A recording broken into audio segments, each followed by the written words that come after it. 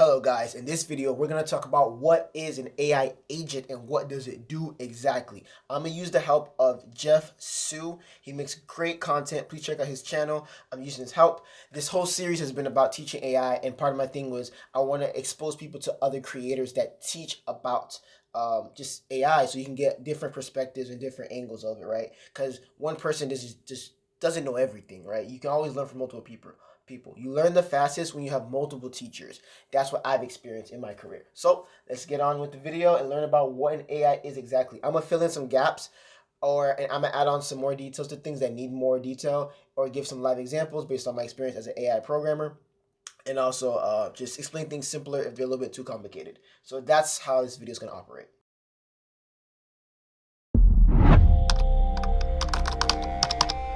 AI. More Agentic capabilities. An AI agent. Agents. Agentic workflows. Agents. Agent. Agentic. All right, most explanations of AI agents is either too technical or too basic. This video is meant for people like myself. You have zero technical background, but you use AI tools regularly and you want to learn just enough about AI agents to see how it affects you. In this video, we'll follow a simple 1, 2, 3 learning path by building on concepts you already understand, like ChatGPT, and then moving on to AI workflows, and then finally AI agents, all the while using examples you will actually encounter in real life. So to answer the first question, ChatGPT is not an AI agent. Just to clarify that right now, let's move on. And believe me when I tell you, those intimidating terms you see everywhere like RAG, or React, they're a lot simpler than you think. Let's get started. Kicking things off at level 1, large language models. Popular AI chatbots like ChatGPT, Google Gemini, and Claude are applications built on top of large language models, LLMs, and they're fantastic at generating and editing text. Here's a simple visualization. You, the human, provides an input and the LLM produces an output based on its training data. For example, if I were to ask ChatGPT to draft an email requesting a coffee chat, my prompt is the input, and the resulting email that's way more polite than I would ever be in real life is the output. Yes, so this is to show you guys.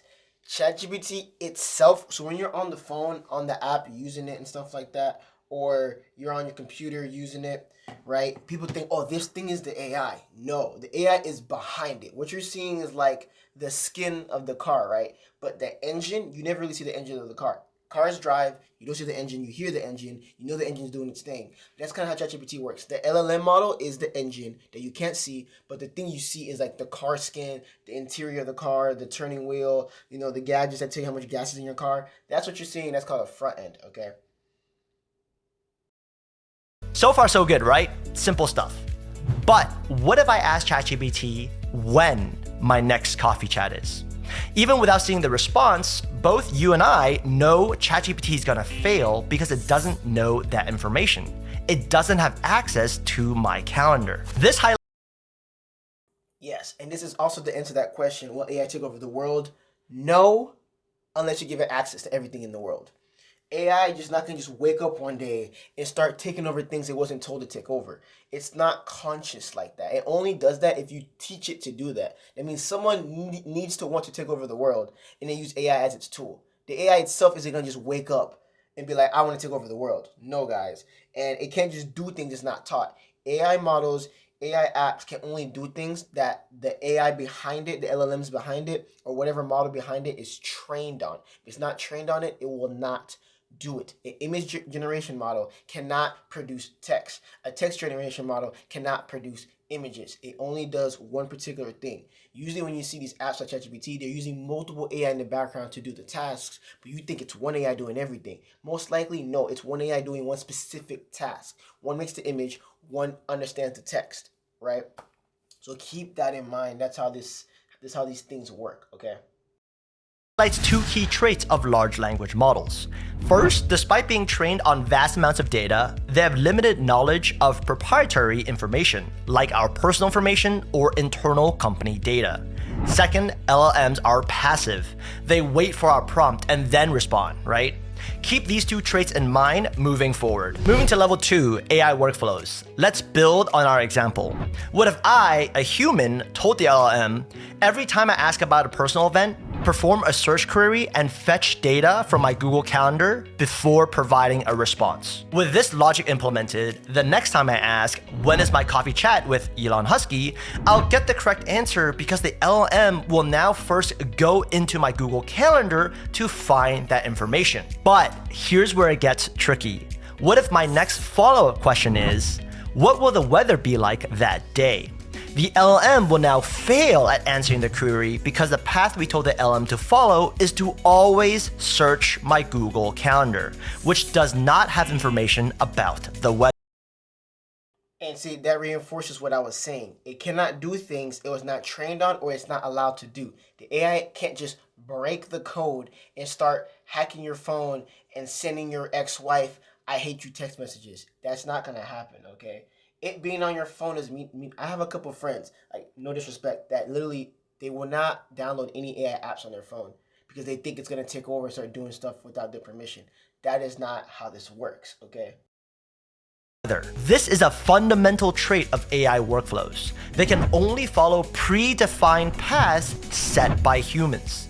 And if you want to get technical, this path is also called the control logic. Pushing my example further, what if I added more steps into the workflow by allowing the LLM to access the weather via an API and then, just for fun, use a text-to-audio model to speak the answer?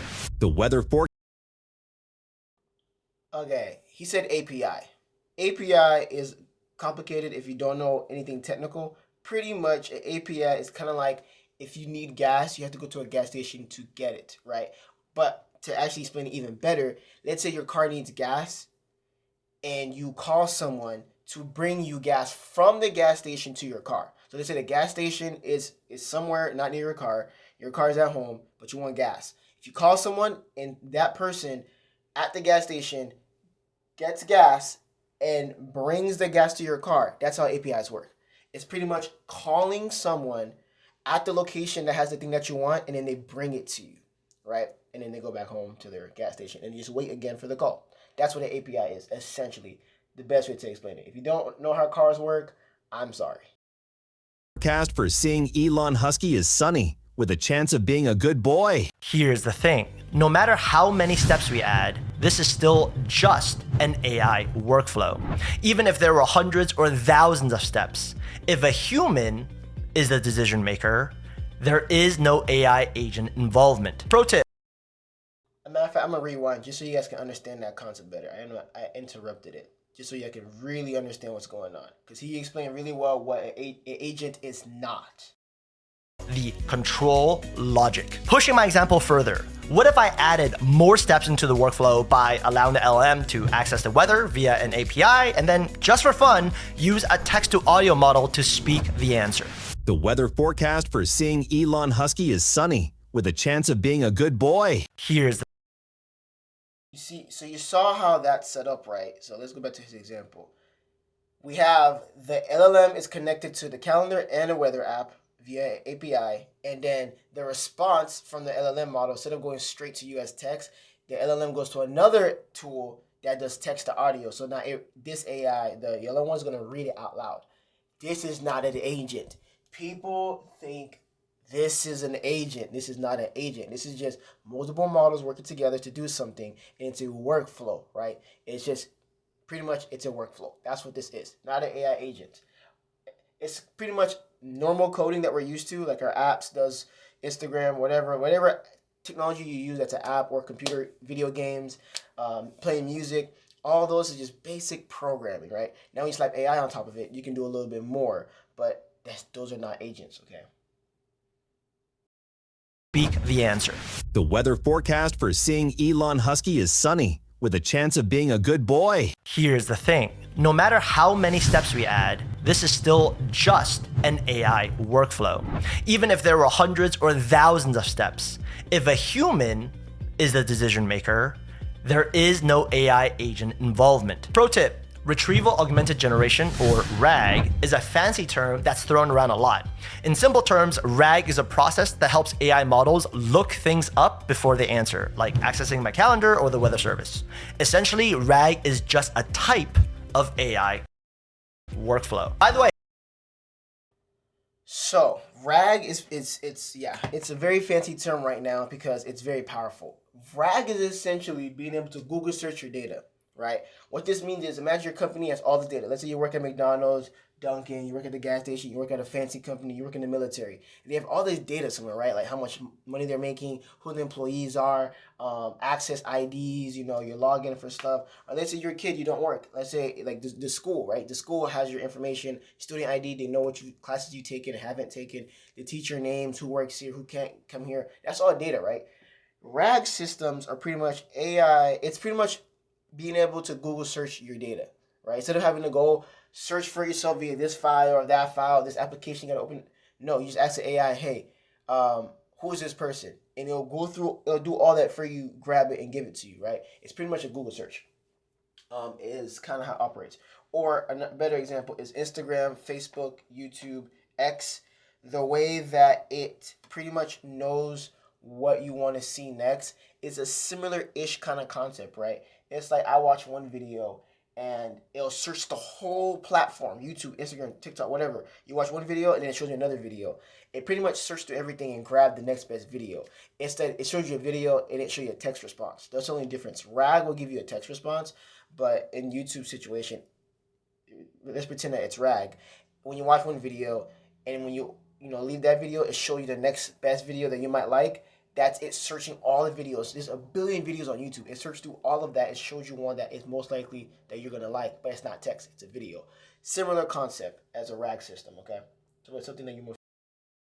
I have a free AI toolkit that cuts through the noise and helps you master essential AI tools and workflows. I'll leave a link to that down below. Here's a real-world example. Following Helena Liu's amazing tutorial, I created a simple AI workflow using make.com. Here you can see that first I'm using Google Sheets to do something. Specifically, I'm compiling links to news articles in a Google Sheet, and this is that Google Sheet. Second, I'm using Perplexity to summarize those news articles. Then, using Claude and using a prompt that I wrote, I'm asking Claude to draft a LinkedIn and Instagram post. Finally, I can schedule this to run automatically every day at 8 a.m. As you can see, this is an AI workflow because it follows a predefined path set by me. Step 1, you do this. Step 2, you do this. Step 3, you do this. And finally, remember to run daily at 8 a.m. One last thing, if I test this workflow and I don't like the final output of the LinkedIn post, for example, as you can see right here, it's not funny enough and I'm naturally hilarious, right? I'd have to manually go back and rewrite the prompt for Claude, okay? And this trial and error iteration is currently being done by me, a human. So keep that in mind moving forward. And this reinforces what I've said in previous videos, that AI is not taking our jobs. It's just changing how the jobs are going to be like in the future. AI is not going to be able to just sit there and do whatever you want without you telling it what to do, or you tell it just really quick with no detail. Yeah, that's not possible for the next 5 to 10 years, maybe even 20 years. But I'm going to say 5 to 10 years, that's not possible. Right now, you still need humans to use AI. AI is just a tool, okay? It's not a person, it's not alive, it is a tool. It's just a really powerful and a scary tool because people don't understand how it works, okay? It's not like we still need people to use them. Yes, the programmer might not be, he might not need to code that much anymore, but now he can prompt AI to code for him, but he can double check the output, because the output of AI is also not always correct. It produces wrong output sometimes and errors, or it'll produce 90% of the thing it produces is right and 10% is wrong, so you got to fix that 10%. He's still programming, but a lot less and differently, right? That's just what's happening now. A lot of our jobs are changing and evolving, not going away per se. All right, level 3 AI agents. Continuing the make.com example, let's break down what I've been doing so far as the human decision maker. With the goal of creating social media posts based off of news articles, I need to do two things. First, reason or think about the best approach. I need to first compile the news articles, then summarize them, then write the final posts. Second, take action using tools. I need to find and link to those news articles in Google Sheets, use Perplexity for real-time summarization, and then Claude for copywriting. So, and this is the most important sentence in this entire video, the one massive change that has to happen in order for this AI workflow to become an AI agent is for me, the human decision maker, to be replaced by an LLM. So let's look at this real quick. This is a workflow, right? Google Sheets is not an AI app within itself. It's just a normal, it's like Excel, Microsoft Excel, but on the internet and for free, right? Perplexity is an AI-powered app. It's an AI-powered search engine. They're trying to put Google out of business, essentially, right? And then we have Claude AI, which is, I always talk about it in my previous videos, but which is like ChatGPT, but a better version of it, in my opinion, for certain use cases, right? And this is an AI-powered app. So you have two AI-powered apps, one non-AI-powered app. They work together to do a task. That is a workflow, right? Because you have to go on Perplexity and type the thing. You need to go in Google Sheets, get the information. You need to go on Claude and type this prompt. You can automate a lot of this stuff, right?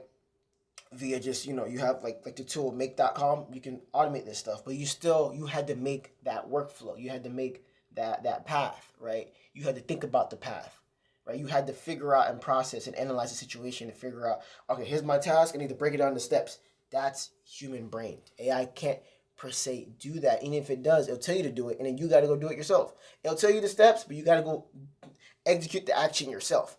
That's not an AI agent. That's a workflow. So AI agent. So pretty much, for it to be an AI agent, the AI has to make the decisions for everything or make critical decisions. Right. You can set up everything, but it can make critical decisions on its own. If you're doing all this critical thinking and stuff like that, it's not an AI agent. It's just an AI workflow. In other words, the AI maker to be replaced by an LLM. In other words, the AI agent must reason. What's the most efficient way to compile these news articles? Should I copy and paste each article into a Word document? No, it's probably easier to compile links to those articles and then use another tool to fetch the data. Yes, that makes more sense. The AI agent must act, aka do things via tools. Should I use Microsoft Word to compile links? No, inserting links directly into rows is way more efficient. What about Excel? No, the user has already connected their Google account with make.com, so Google Sheets is a better option. Pro tip, because of this, the most common configuration for AI agents is the React framework. All AI agents must reason and act, so react.